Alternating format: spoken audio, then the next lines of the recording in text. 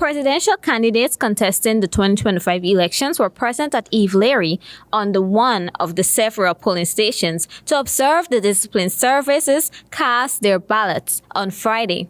Among parties represented were President Irfaan Ali for the ruling party, Aubrey Norton for the A Partnership for National Unity APNU, Nigel Hughes for the Alliance for Change, Amanza Walton-Desir from the Forward Guyana Movement FGM, and Azruddin Mohamed from the We Invest in Nationhood WIN party.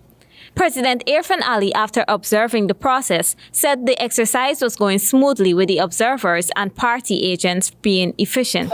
This morning, the opening of polls, of course, the Zulfi would have had a report on the opening of polls and things would have gone smoothly so far. And we are expecting it to stay this way. Presidential candidate Amanza Walton-Desir gave this assessment of the process. It's relatively quiet. There are two stations that are not as heavily trafficked as the first. Things seem to be going in order. We didn't see any major complaints or any such thing. So. We Invest in Nationhood WIN's presidential candidate, Azruddin Mohamed, who was joined by members of his party, including its general secretary, visited several polling stations where members of the discipline services cast their ballots. AFC's presidential candidate Nigel Hughes and teams visited ranks at Camp Stevenson's in Tamari to observe the process.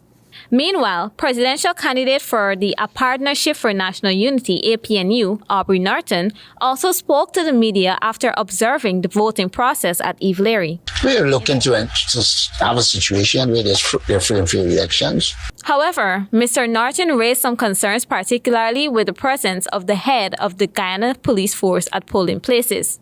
According to him, this is in contravention to established electoral principles and could amount to intimidation. I heard that Hicken and company walking around to polling stations, which is not a legal practice.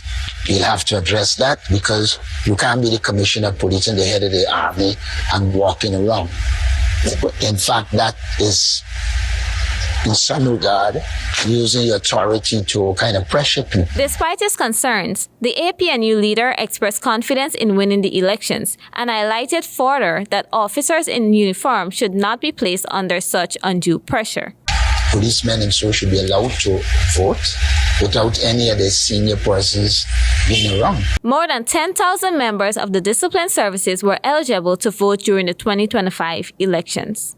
Jada June reporting for HGP Nightly News.